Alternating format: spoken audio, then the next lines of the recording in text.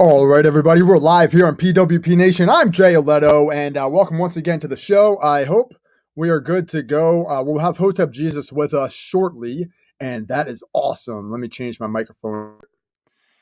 And I forgot to, test this stuff out before I went live. Turn on the beats. And we are live, ladies and gentlemen. We're live here on PWP Nation. Thank you so much for joining me. Normally, we would be here at 6 p.m. We postponed just for a little bit, for a Hotep. But if you guys are here, thank you so much. I mean, I've been doing this now for a couple months, hitting it just about every weekday. I mean, not every single weekday. Of course, there's days I take off, but it's a part of my plan to continuing creating content now and into the future. So I appreciate the support. I appreciate the listens, the views, the likes, the shares, etc. So thank you so much for that from the bottom of my black heart. All right, because I'm evil. Just playing. But we're chilling tonight. Yo, I am in such a good mood. I'm so happy. Had a great night last night. We watched WWE Fastlane, which was fun to watch, even though WWE seems to suck sometimes. It was still fun to watch. Tonight, talking to Hotep Jesus, just a few minutes. And into the future, we've got a lot of fun podcasts coming up. Usually, this is Wrestling Card Monday, but today, we're postponing Wrestling Card Monday next week, Monday.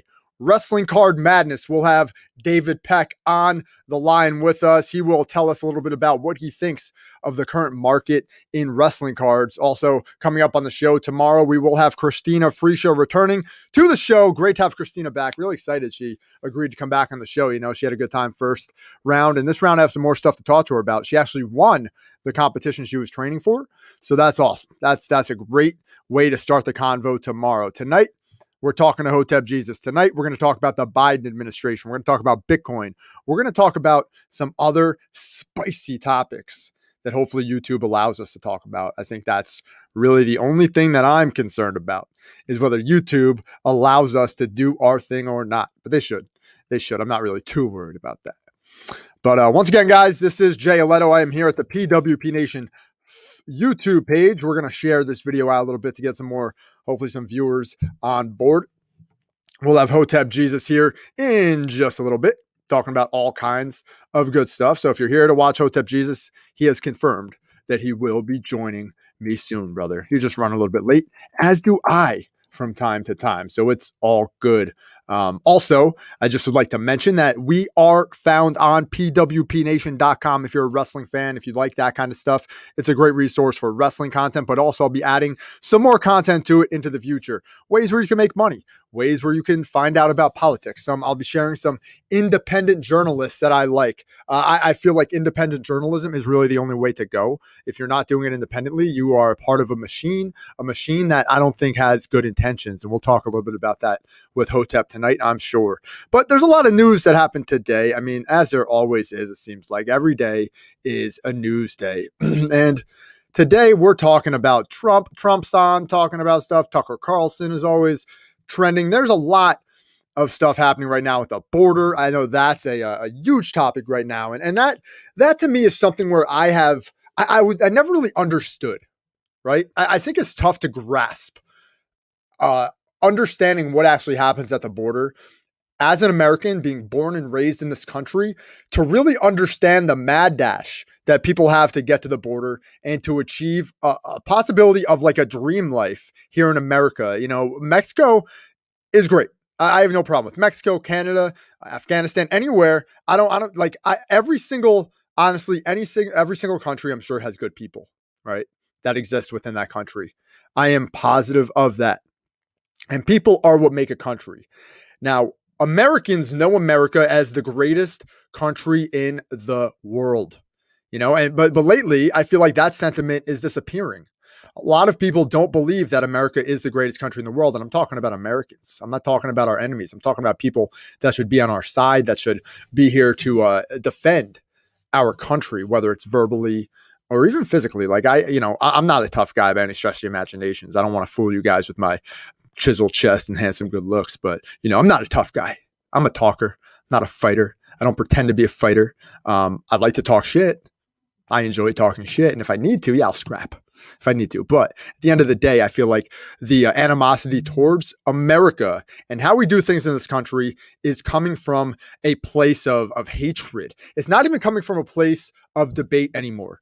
It's coming from a place of vitriol, of people trying to actively change the way this country not only does business domestically, but also internationally.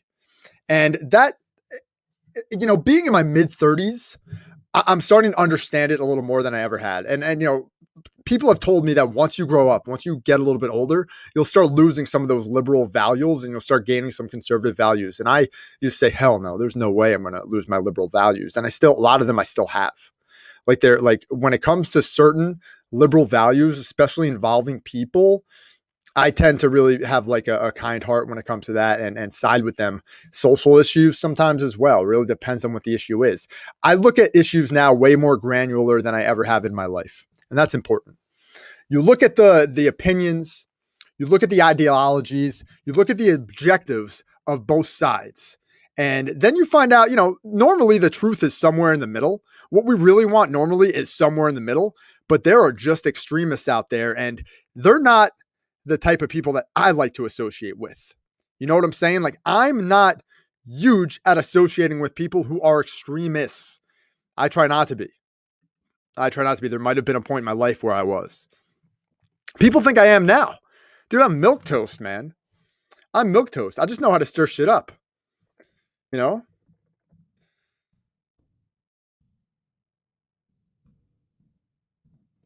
I know how to stir the pot when it needs to be stirred.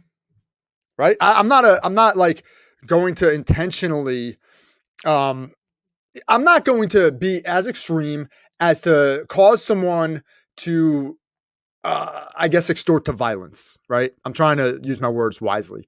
I don't want to see anybody get hurt. I don't want to see physical harm on anyone, but I will exchange ideas. I will exchange ideas civilly. I will exchange ideas with a smile on my face. I will debate anyone, even if I know there's likely 100% chance I'm wrong, right? I'll still debate if I have a certain opinion, viewpoint, or ideology. Please explain to me why I'm wrong. I'm happy to, change my opinion if that needs to be done, or modify my opinion, because you don't have to be one way extreme about everything. And I'm not. And I know Hotep Jesus isn't on most things, and I know most people aren't extreme on most things.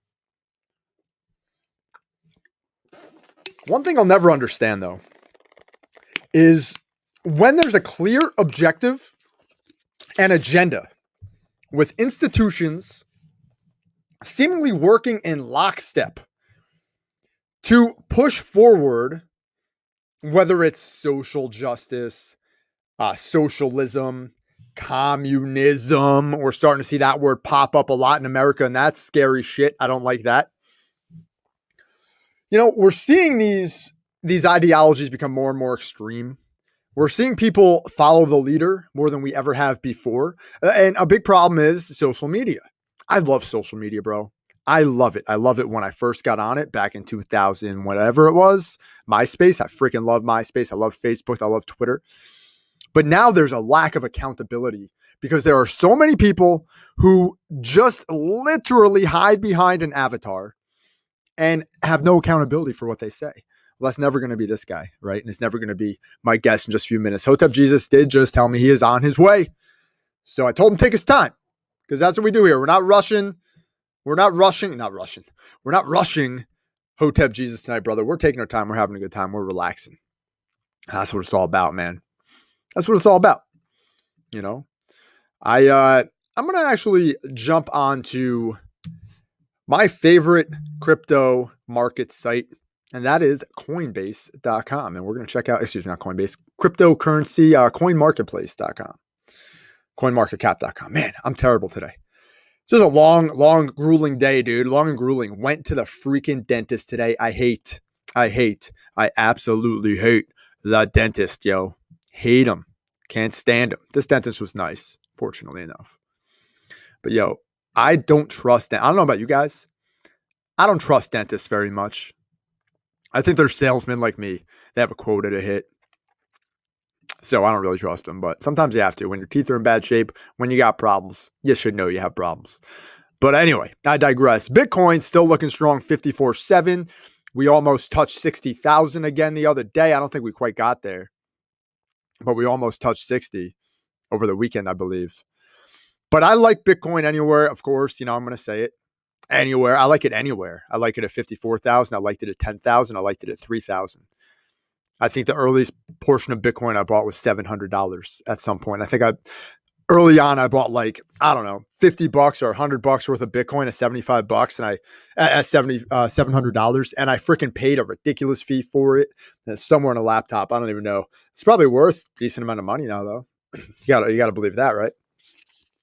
I still like Ethereum. I mean, I like Ethereum obviously under 2,000 at this point. A lot of people say it's going to go to 10,000. Man, it's just like $10,000 Ethereum.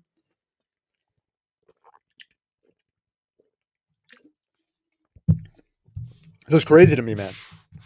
Another thing I wanted to talk to Hotep about tonight is NFTs, because I think NFTs, honestly, like it's kind of weird right now. It seems to be in a bubble, but there are some early NFTs. NFTs started a number of years ago. Crypto kitties, people like crypto punks. So I want to talk to Hotep in just a few minutes about NFTs as well. We know he does run the Coinbits app. That is his app. So check out coinbits.com if you want to buy Bitcoin. It's a good place to do it. Binance Coin, BNB, sitting there at number 3 in the market cap list. Now, what this tells me is that people are trading a lot because you can pay your fees with Binance Coin and you can make money from it. Like legit, you could buy Binance Coin. You could actually have it sitting in your wallet. If you're trading Bitcoin, you could actually pay your fees with Binance Coin. You don't have to pay your fees in Bitcoin, so you can keep all your Bitcoin. So excuse me. So I believe that is why. I might be a little bit off on that, but I believe that is why there's such a high market cap on Binance Coin, right? Like, what other explanation is there? Excuse me. Throat is kind of like getting a little bit jacked up, but I don't understand what other explanation there is for Binance Coin to be at number 3 other than people leveraging it to pay for their Bitcoin fees because they do not want to sell their Bitcoin. And I don't blame them. And I don't blame them at all. But guys, without further ado, we've got none other than Hotep Jesus on the bus in the house. Dude, thank you for coming back to the show, man. I appreciate it so much. I made it. What's up, bro? Dude, first of all, I want to start with thanking you because this is why I owe you a thank you. I used to do this all the time. I used to do podcast interviews, radio shows, all kinds of stuff back in 2013, 2014, and then I fell off. But then somebody said like, hey, why don't you interview Hotep Jesus? And I did, and it rekindled my spirit for doing something that I once loved. That's what's up. Yeah, dude. So I appreciate you, and I love your content. I love what you're doing. How are you doing, man? That's the important question. Great, man. I feel even better now. I help somebody, man. If I can, anytime I can make somebody better, my job is done for the day. I can go to sleep and rest well because, life is this interconnectedness, right? We are all one. And it's like somebody sparked me. So I have to then go on and spark the next person. And now it's your turn. You've got to spark the next person. If we keep that spark going around, we bring world enlightenment. That's what I'd love to hear, dude. That's what I'm trying to do. Every single show, I'm asking people how they can give some advice. People from all kinds of fields, how they can give some advice or some kind of direction to anybody who's listening who might be having a tough time because we are in a crazy circumstance still. And I wanted to start off on that because the last time we spoke was right after January 6th. And you had some very poignant comments about that at the time. And here we are a couple months later, and things don't seem to be improving that much. They seem to be getting worse. So give me a little bit of a rundown of your opinion on the first 90 days or so of the Biden presidency and how you see things playing out here in the future. Trash. Pure trash. I mean, the funny thing is, well, first of all, let me preface this and say that I'm not paying much. I'm paying attention much. I have 7 corporations to run. I try to pay attention as much as humanly possible, but I don't pay that much attention. But from the good thing is about, having a large platform is people usually tag you in all the news. Like, hey, look at this, look at this, look at this. So from what I'm seeing and what people are tagging me in, it's exactly what we expected. Things aren't going to get better at the border. Things have gotten worse. People are coming over on the border wearing Biden shirts, thinking Biden's going to help them out. In fact, I saw a photo today and got the people locked up. We also said that with Trump out of office, black people would end up in the back of the bus, just like in the Jim Crow days. And here we are, back of the bus. We've been replaced by All Lives Matter. I said I wasn't a fan of Black Lives Matter by any means because of the ruse of the corporation that it is. Go see blmchapterstatement.com if you want an example of that ruse. But again, I knew that would fade to black, pun intended. Yeah. We would fade to black, and we've been replaced by Asian Lives Matter. Also, we have jobs going, leaving Ohio. Ford is talk about shutting down parts of factories or factories as a whole. Don't get me to lying about the specifics of these things, but I know people are losing their jobs. People losing their jobs, the oil pipeline. The country's going to shit under the Biden administration. It was a lot better under Trump, but try to tell a liberal or socialist that. Good luck. Yeah, it doesn't go over well. I got into a little bit of shit today just for talking about, I just literally said like impeach Biden for the border crisis, because what's happening there is crazy. And I just wanted to share the screen with you real quick and show you James O'Keefe of Project Veritas today came out with a video and of course these screenshots of what the conditions are like here in one of these detention centers for children coming over the border. I'm hearing there's something along the lines of tens of thousands, 40,000 children maybe coming over the border that are unaccompanied. What's the solution here? How do we fix this? Is it going to be fixed, or is this exactly what they want? You said this is Project Veritas account? Yeah, it is. James O'Keefe? Yes, yeah, sir. I gotta go ahead and I gotta get my viral tweet off because I didn't know he tagged AOC in that. And I already got a funny one. But you said, what do I make of that? Yeah. Is this something that they want to happen? Is this something that they're doing on purpose to be able to for political gain for the future? They're trying to like set the stage for a utopian America that's different from something that we've grown up during. What, by putting these people in plastic and tinfoil? By bringing them into the country in mass amounts, unaccompanied children, like and doing this tinfoil thing, which I believe is like space blankets or something. Well, in order to stay in control, you have to create chaos. In order to pass more socialism, you need to create problems. And what mass immigration does is it creates problems and creates the need to bring in more socialist and communist policies. Anytime you bring in more socialist and communist policies, what that means is more printing money, right? And putting the country in a debt. See, as long as you can keep a country in a debt to the bankers, then the bankers can keep control for even longer. So it's about creating problems. You know, government doesn't do anything as far as solving problems. What they do is they create problems and then present themselves as a solution to said problems. And that's what this is. It's just, hey, let's make things worse. How much worse can we make things? And then who can we blame it on so that we can look like the savior? And that's basically what's happening here. Yeah, it's interesting too. The big tech's kind of reaction to all of this stuff is censorship and more censorship. And it's happened to me. I'm sure it's happened to you. I don't know if you've avoided it yet, but it might be happening in the future with some of the things you tweet. And you don't hesitate to be controversial. But the thing I like about you is that you're able to do it in a very cerebral manner. And that's actually a book that you have focusing on how to build your social media platform and tweet the proper way. So give us a little bit of insight into that, how you can effectively tweet without getting banned, without like pissing people off too much to where you get doxxed or something along those lines. I think it first begins with understanding how you're going to solve the problem. One thing we first have to realize is that tweeting is not going to solve the problem. This problem is a generational it requires a generational solution. It requires having a strong nuclear family and raising great kids with great values.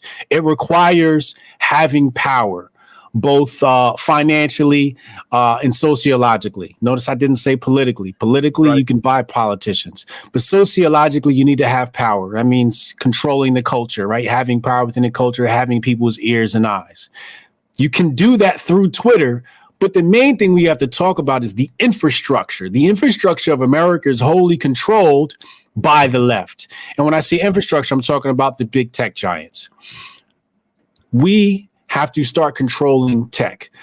we are going to have our own power grid at some point. We are going to have our own water resources at some point, because at some point they're going to say your social credit score is too low to even have water coming into your house, right? This is where we're going with this, right? We're going into that world of Demolition Man. If you ever seen that movie, that's where we're headed. So, the problem, I'm not going to solve this with my Twitter account. I can change people's lives, but really what's going to matter is the 7 corporations I work on: Wazo, Coinbits app, Hotep Nation, and the several other corporations that I work on, right? Especially my own LLC, etc. That's really what's going to change the face of the world generationally. How many people can I employ? Right? If I can't employ anybody, why would I depend on the left? Or if you're black, why would I depend on white people to look for jobs, right? So I have to first be that person that says I have the power to create a corporation and hire people, and then use my influence to buy some politicians, right? Because we're all campaign donations and whatnot, so on and so forth. We know how our system works. So, once you realize you're not going to change it through Twitter, you stop taking Twitter as seriously, and that's what people need to do. I use a lot of comedy on Twitter to really drive home the point. They can't ban you for being funny, but they can ban you for using certain keywords. The other thing we have to understand about social media is everybody gets a score. They don't know it, but you get a sentiment score. And the sentiment score is based upon how you tweet and how you make others tweet. If you're the type of person that are inflaming people and making people angry, you're going to get a sentiment score, a negative sentiment score. But if every time you tweet, you put people in good mood, you get a positive sentiment score. Advertising Basics says we want to advertise. People buy into advertising when they're in good mood. So if I'm putting people in good mood, I'm good for Twitter's business. So Twitter, it's in their best interest to keep me around. I don't deal in arguing on Twitter. I don't go back and forth with Twitter. People tweet about me, I just block them and I keep it moving. Right? Mm-hmm. I stay in my lane. And I don't deal in negativity. I deal in all positivity and how to put smiles on people's faces. And that's just my take on it. I love that. That's really smart. And that actually helps me out a lot, because my Twitter has actually plummeted over the past 6 to 8 months while I started to get more involved in tweeting about politics. And I'm not intentionally trying to piss people off, but they tend to send me into that direction all the time, where I'm getting a lot of vitriol back at me and I'm not gaining people who actually agree with me, if that makes sense. So how do I turn that around? And people who are in my same situation, where we've been put in that, how'd you put it? What was it? Some like my an lane? algorithm? Oh, the algorithm, the sentimental algorithm. Yeah, the sentimental algorithm. Like, how do I get out of that and continue and grow my account? Because right now I'm going the opposite direction. Well, here's the thing. I'd be lying to you if I said I don't get vitriol comments towards me. Absolutely, I do. I get lambasted all the time. Like I said, the thing is, I just meet them with the block. I meet them with the block button. You don't deserve to. You're not qualified to consume my content, is what I say. Know your audience. That's first and foremost. Know your audience and speak directly to your audience. Don't speak to anybody else. Speak to your audience, and speak to your audience in a language in which you to understand. I'll give you a great example of Twitter mastery. Recently, Papa John's CEO got caught dropping an N-bomb. Now, every time there's some, what can I say, delinquent behavior from a person of color, Uncle Hotep will respond with a picture of the Papa John CEO, basically calling the N-bomb without dropping the N-bomb, right?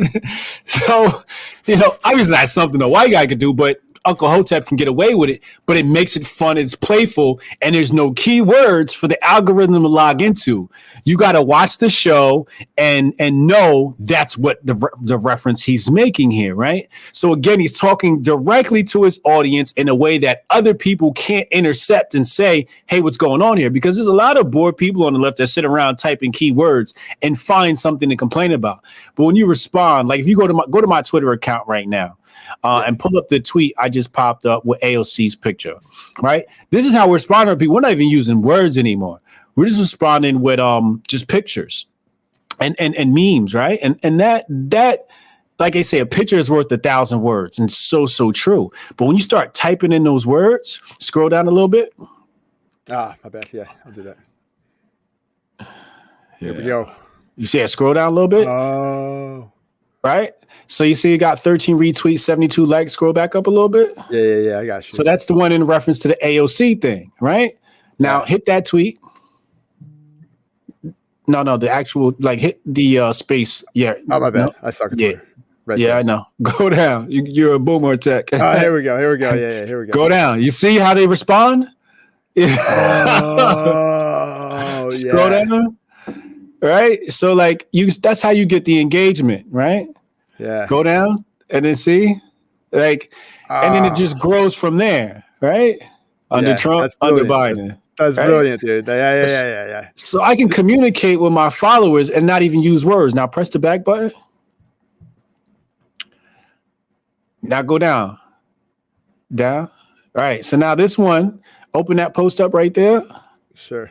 Being libertarian. Okay. It says people trying to leave the UK for holiday from next week face 5,000. What is that? Euro or pounds? Yeah, I believe that.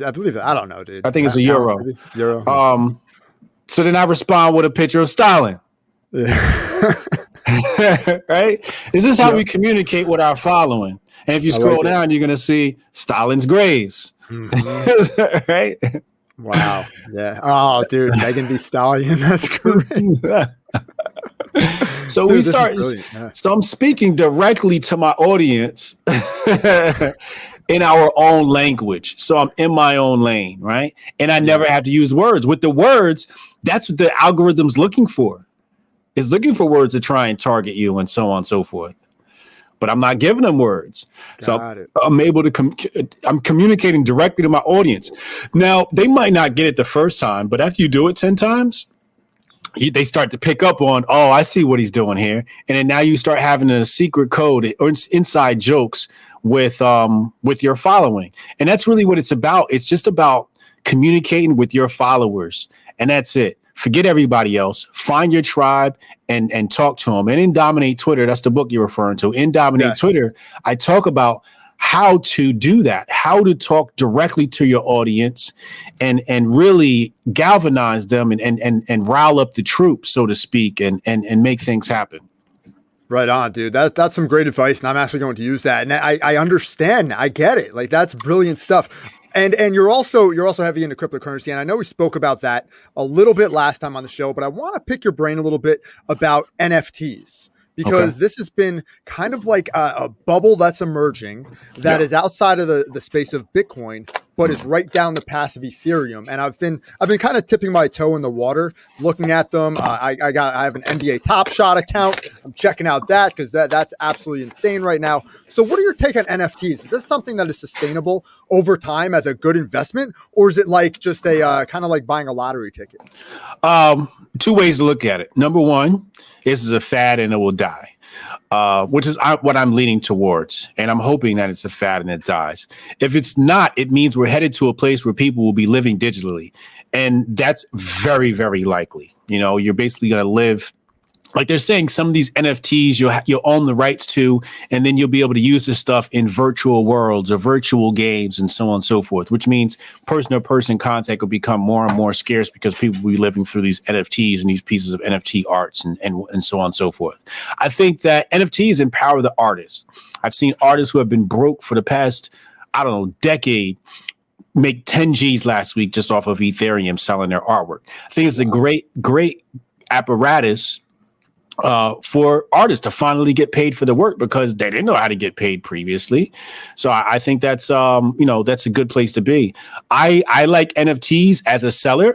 I don't like it as a buyer unless you can find some piece of art that's cheap, buy it as an NFT and then resell it, right? So you play like a broker, buy and sell, or maybe you buy and hold and sell later because of something else about the market, or how to market your NFT, the NFT you purchase, or maybe this person sold the NFT on one platform, but it'll do better on another platform, so you buy it there and sell it there. So it could be some sort of arbitrage that happens with NFTs as well, but you just treat it like art or digital art.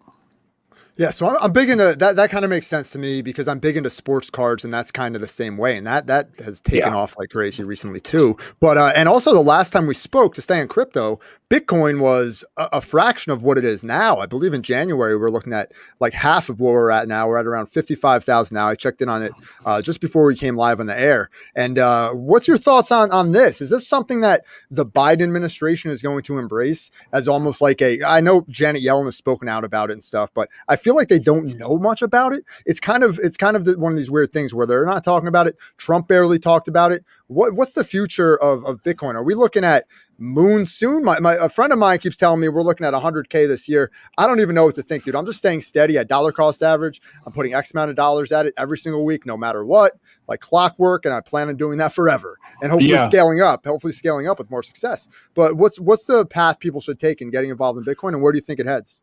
Yeah, I definitely think you should dollar cost average. Our app, Coinbits app, is based upon the dollar cost average investing strategy, most sound and risk, least risky investment strategy out there.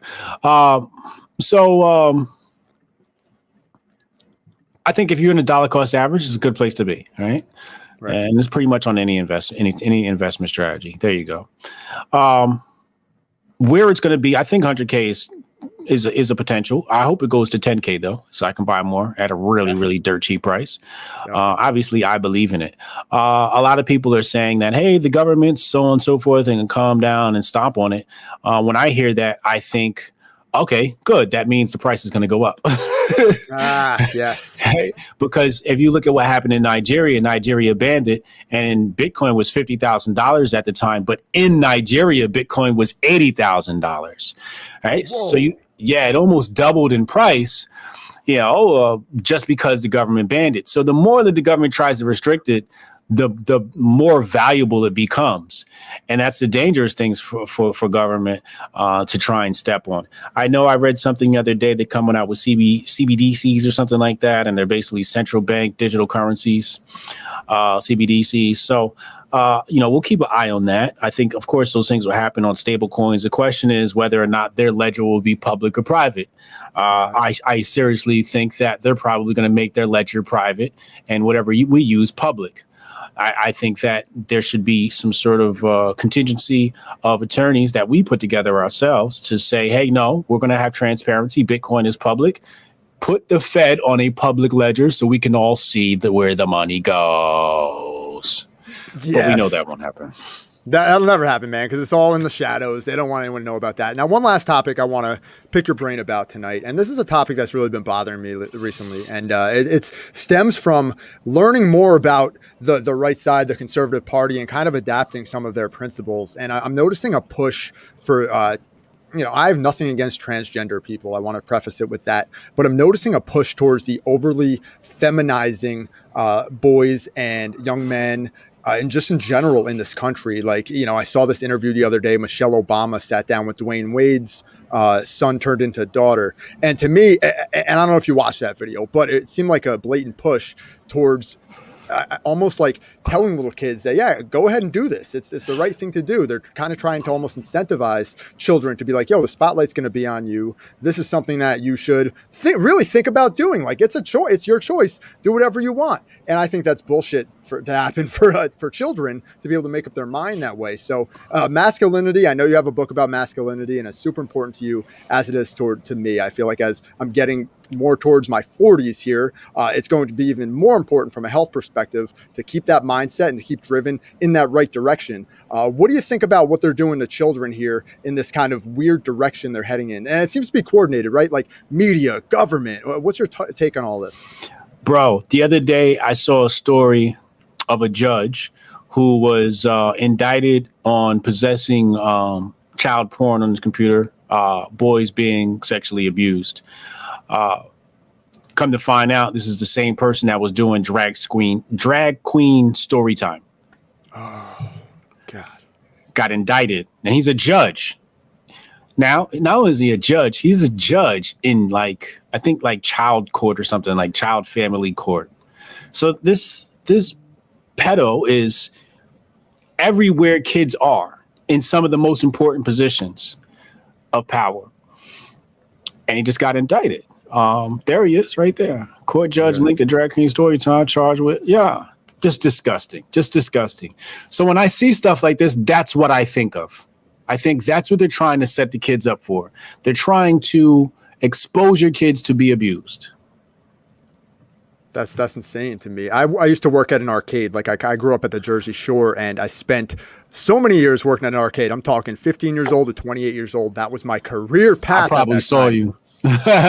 Most likely, dude. Most likely, man. Yeah, but that was like a stomping ground for all kinds of people, man. And that's, I think, what gave me kind of like a little bit of a thick skin is I got to deal with all kinds of people from all different walks of life very early on. Like they used to do a clown festival there. And the craziest thing ever that I saw in my life was the night before the clown festival, you would see half the clowns there dressed in drag. And it would kind of like just like blow your mind, be like, whoa, that's, Blinky the Clown or whatever. Now, how is this going to affect future generations and, future men? Like what's going to happen when a lot of these boys that are pushing in this direction get older and they feel like they did the wrong thing? Is there going to be like a massive mental health problem, depression, suicide, all the above?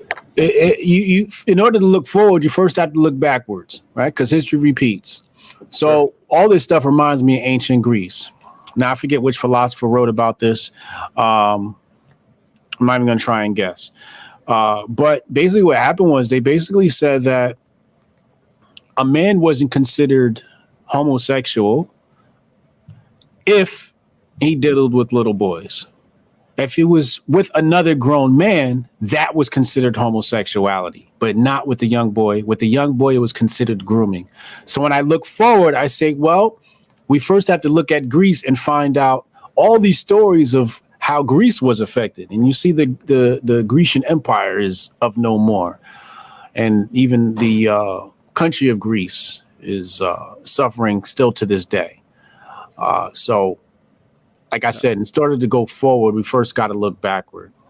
And Tom Hanks moved to Greece too, and that's a whole other story. Like, what's Tom Hanks going to Greece for if that's the way they do things over there, right? What's he going there for? That's what I want to know. You remember what QA9 said about him? Yeah, I know. But if you look into it though, there's some weird, shady stuff, man. It's a little bit of truth in what they said, yeah. Little bit of weirdness there. All right, man. So I appreciate you taking the time to join me today. I hope we can do this again in the future. There's a lot of other topics and different ways we can go down. I didn't get to half of the shit I want to talk to you about, but thank you once again. And you got anything to plug before we get out of here tonight? HotepJesus.com. Sign up for my email list. Great stuff happening over there. Hell yeah, dude. I love it. And I'm going to keep spreading the word here. And I appreciate the advice, dude. That Twitter advice was invaluable. And I hope everybody leverages that. And let's do this again, man. I really do appreciate it. Thank you so much. Hit me up. I'm here, bro. All right, brother. Thank you so much. All right. That's Hotep Jesus out of here. Oh, man, dude. Let me tell you something about that guy. He's going to shoot it straight with you. And it's from actual knowledge that he has gained over being somebody that actually does. He's a doer. He goes out and he does what he says he's going to do. And like he said, 7 corporations, he listed them all. I'm not going to even try to list them back because my memory sucks. But that man has a lot of knowledge, a lot of wisdom, and I appreciate him coming here on this show tonight. And I hope you got something good out of it. I wanted to kind of end it with a little bit of a kind of a spicy topic there. Something that I feel strongly about, that we should not be infringing onto our children, not be forcing it upon our children. Allow them to find out about things the right way. Allow parents to do what they do. Kids should not be learning about this kind of bullshit in school. I said it to a friend earlier today. Growing up, I pretty much knew a couple of men who I perceived to be dressing like women or who may have been women. I didn't know. And there were 2. There was adorable Adrian Adonis when I was a kid, who was a pro wrestler in the 80s. I thought he was dressing in drag and stuff. But I, as a kid, you're just thinking, oh, it's a funny, goofy character. And RuPaul, which I barely understood as a kid. You just don't get that stuff as a kid. It doesn't really set in. Your parents might tell you about it. And of course, growing up in the 90s, I'm being told all kinds of crazy shit. So if they're trying to mitigate that, this isn't the way to do it. You don't do it in the public forum. You don't do it on mainstream media. You don't do it through the government. You don't do it in the school system. You do it in the family. And that's the exact point Hotep made within that podcast, is that they are trying to dismantle the family structure in America. And people like us, people who are listening to this, if you're listening to this, you probably agree with me that we cannot allow that to happen. We need to do what we can to continue the civil discourse, to continue exchanging ideas and pushing back against these ideologies that we really, really don't agree with. Now, look, in my everyday life, people see what I say on social media and Twitter and see what I say here in the podcast, and they think this completely consumes me. There's a lot of things I'm juggling. Like, I'm not at the level of Hotep with running 7 corporations and can barely keep up with the news cycle. I'm trying to get to that point someday, right? I think we all should be. I think we all should have the intention to do it ourselves and not work for the man forever. And that's really what hopefully I can do here. So I appreciate you guys listening to this. If you can, please hit that subscribe button at the bottom. It really does help. Leave a comment. It helps so much because I'm trying to get the followers rolling, trying to get the watch time in, and that kind of stuff is invaluable. So make sure, again, you check out Hotep Jesus on Twitter. You can find out all of his information on his Twitter page. He's crushing it. Please make sure you go over there and say what's up to Hotep. And I'm out of here for tonight. Tomorrow, we've got Christina Friscia on the show. She's going to be talking about her victory in the Gladiator finals in Baltimore. She crushed it. We're going to show some photos of what she looked like on stage. I'm so pumped that she won because now she can come back on the show and talk about a success story and something that she is very excited about. And continuing, she's going to continue. She's not stopping. She's going to keep on going. So we'll be talking to her about that tomorrow. And who knows what kind of topics we'll get into tomorrow on the show. Thursday, as always, will be World of Wrestling. This week on World of Wrestling, we'll have Ashley Rose Nova on the show, as well as myself, Toph, and any of the other PWP Nation jabronis that want to join me on the show. It's a wrestling roundtable show. It's a PWP Nation's World of Wrestling roundtable show. All right? So any of the PWP Nation pieces of trash out there that want to join Stone Cold Steve Austin on the show, you get your ass in the World of Wrestling this Thursday. Terrible Stone Cold impression, but I tried it anyway. But yeah, join that show Thursday. And what are we doing Wednesday? I gotta remember what we got going on Wednesday. I don't remember at the moment. I can't remember what we're doing Wednesday, but we might have something planned for Wednesday. I gotta look into the old calendar and see what's up. But trying to do these nightly, every night, but we'll have something for you, I promise. All right, guys, I'm out of here. Talk to you guys later. Again, subscribe, share, and hit me up, man. I'm always available. Hit me up in the DMs. Hit me up in the comments. I'll talk to you later. Peace. Knows how I'm peacing.